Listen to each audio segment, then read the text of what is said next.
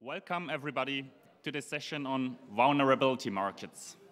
If you put these keywords into a search engine, you probably get out market vulnerabilities, but not in this combination, but actually it's correct like I wrote it, vulnerability markets. We're going to discuss about the economic aspects of computer security and in particular the economic aspects of vulnerability disclosure, vulnerability discovery. Are there incentives that basically can help to improve software, to give incentives to report vulnerabilities, and so on. Let me start with a motivating example. This is dated December 7th, 2005, already after this talk has been proposed. And it is a very actual example where someone announces and puts for an auction a brand new MS Excel vulnerability. Basically, the guy claimed to provide a tool to create malicious Excel files that can take over the control of the user's PC once he or she clicks the Excel sheet. And the question that will be covered by this talk is this a good practice? And are we going to see more of this? And you're all aware that this topic touches both economic aspects as well as ethical aspects. Let me briefly outline my talk. I think I will first tell you why we study vulnerability markets, and I will discuss certain opportunities and risks. Second, I will present you different types of vulnerability markets. And third, discuss some criteria to compare them and to tell which one is better and which one is perhaps not so optimal. So to start with some cheese and other software. What's today's software looking like? It's like Swiss cheese, tons of security holes. And the purpose, the ultimate goal basically is to have secure software, but the intermediate step is basically to fix the holes. And you can see it very well. And what are the incentives to fix the holes? Are there any motivations for software vendors, for individuals to report holes that ultimately lead to a fix, to a patch? And finally, the ultimate step is, can we create incentives in a way that people, especially vendors, are motivated to develop secure software from scratch? So you see there's also cheese without holes at all. So can we achieve the same situation for software one day? But before we build more software from scratch, or before we see how we tackle the problem, we have to understand the source of the problem, or the origin. And to answer the question, how can markets help to increase the goals, basically fix the holes or build secure software, we have to see how does the market function or not function right now. And there is already quite a lot of attention in economic aspects of computer security. And there are links from researchers in microeconomics and from computer security experts who jointly do workshops and conferences to study the economic aspects of computer security, because computer security is not only a technical question, but also a question of people, about their motivation to implement security, to, well, behave in a secure way. And I will cite two examples from microeconomic theory that directly apply to computer security. I structure them in a supply side and a demand side for computer security. And for supply side, we can cite the well-known story of now Nobel laureate George Akerlof. And he published his story of the lemon market. And lemon is the expression for a used car in American English. And basically uses this example to illustrate the economics of a market with information asymmetry.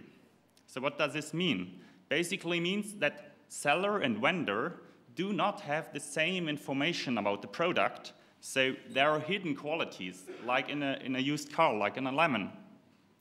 And if you cannot evaluate, if the buyer cannot evaluate the true quality of a product, then he or she has to assume that it's a bad product. So basically, he is not willing to pay more than the bad product's price. And the same story applies to software security. Since you cannot tell secure software from insecure software apart, since security is not visible, there is no incentive for buyers, for users, to pay more for allegedly secure software. So they are only willing to pay the price of insecure software. The vendors, as a consequence, don't invest in the development of sound security technologies and rather, well, use their budget to implement more visible features or gimmicks. So this is for the supply side. And there's another story for the demand side. The demand side is the tragedy of the commons. It's also an economic theory, well known. I think it's the Allmende problem as well.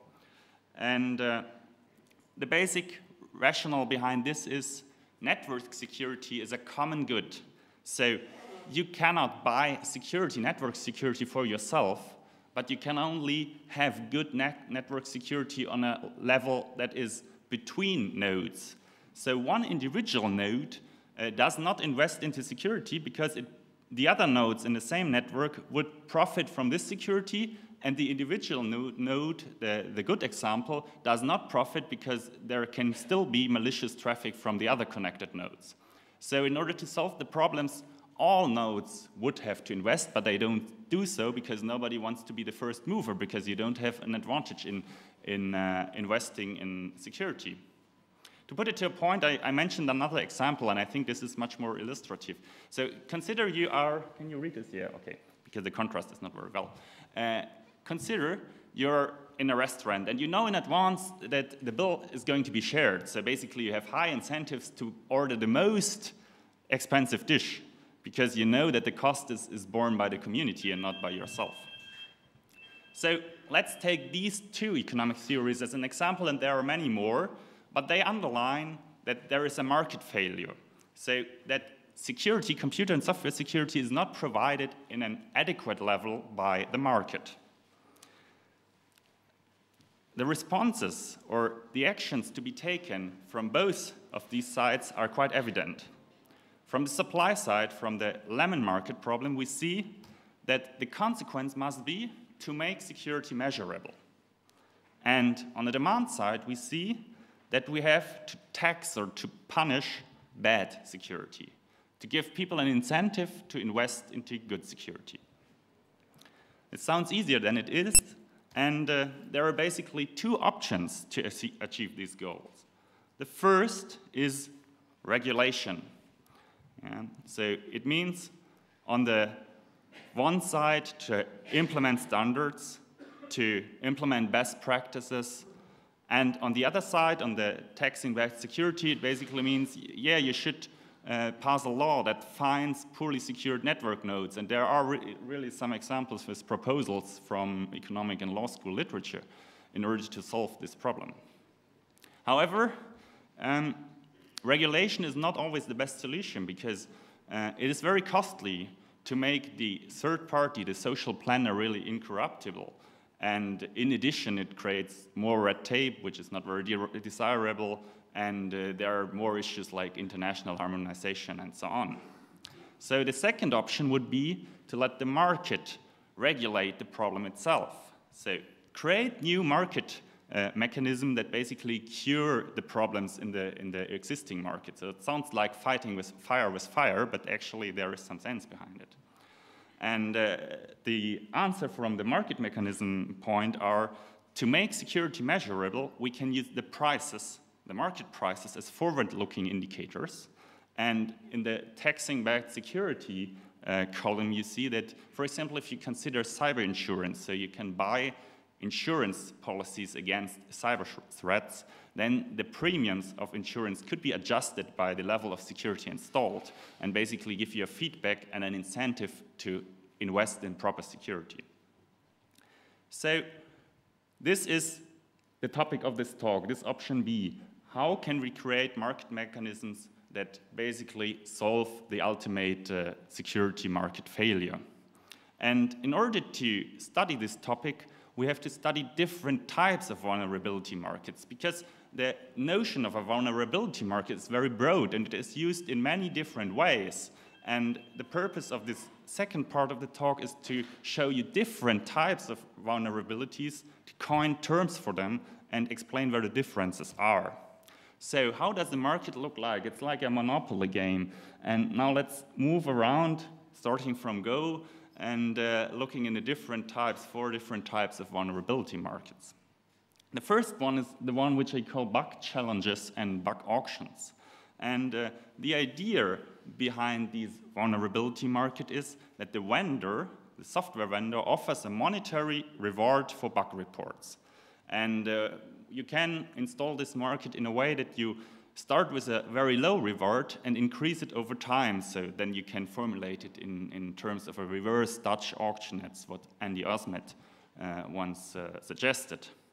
And in addition, the sum of the reward at a certain point in time is a measure of the security strength of the software. So if the reward for a remote root vulnerability would be $10,000, then it means you can safely use the software to protect $10,000, because an adversary would choose rather to get the reward than attacking your system. And what is important is that this model is financed with the revenue from software sales. And there exist also some real-world examples. I think everybody knows the famous RSA challenge. Mozilla offers, I think, $500 for each severe bug report. And the also very well-known bug challenge for bugs in the tech typesetting systems. The problem with all these types of market is that, first of all, it depends on the financial commitment of the vendor. But if the vendor is not a company, not a institution with sound financial means, then you can't implement this type of market. So this market proposal is useless for open source software. It is, moreover, sorry, yes, there is a question already. I would contradict that it's useless for open source software because... Can we put the discussion after this talk, please? Because I think I will deliver the arguments. Just for the market. Yeah. You can get major users of the software to invest Yeah. in this. Yes, there is an option, but there are more or far better ways to solve the problem. So let's discuss about this afterwards, please. Second problem. I mean, there are examples. For example, Mozilla is one of the real-world examples, which is like an open source project, but there's a foundation behind, so there are financial means. Second, it is inaccurate for frequent reports, because if you consider that 2 vulnerabilities are discovered at the same time, a rational bug hunter would report the first one, then the reward is resetted to 0, and if he now reports the second, then he wouldn't earn anything. So basically, he waits until the reward again rises to a level that it is worthwhile to report the bug. And in the meantime, this market is not accurate and the indicator is not accurate at all. And finally, I made the example with these 10,000 bucks, but 10,000 bucks is just for one deployment of the software. And it is absolutely unclear whether the rewards will ever be high enough to back the true risk that is secured with security software. And I think about healthcare and financial institutions, government agencies, and so on. And let me add some more points on user-administered bug auctions. This type of bug auction more or less requires the commitment of the vendor, but the initial example from eBay is what I call a user-administered bug auction. So basically the user finds, or the bug hunter, that's the user here, finds a vulnerabilities, offers it in an auction to the market, and there are even more problems if you consider this model, because there is no market indicator of the security strength if there is no vulnerability at the moment, because the market price as an indicator does only exist if there's just a vulnerability for sale. And secondly, it is not clear that the vendor actually buys the bug, but it could also be that some third party just